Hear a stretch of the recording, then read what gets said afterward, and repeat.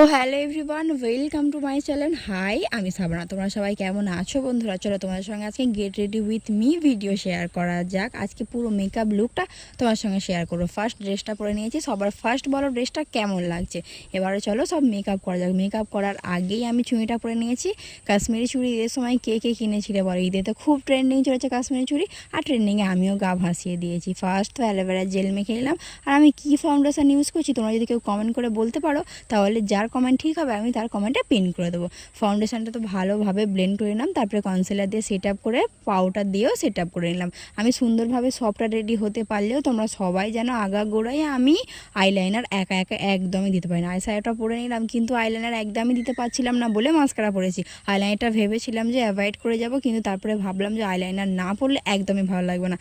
Most favourite আমার এই লিপস্টিকটা কেমন লাগছে বলো? আমার তো খুবই ভালো লাগছে, কিন্তু হেয়ার স্টাইল কেমন করবো একদমই বুঝতে পারছি না। তারপরে যাই করে মাথাটা বেঁধে নিলাম। বলো ফাইনাল লুকটা আমার কেমন লাগছে? ভালো লাগলে লাইক কমেন্ট করে শেয়ার করো। Bye bye.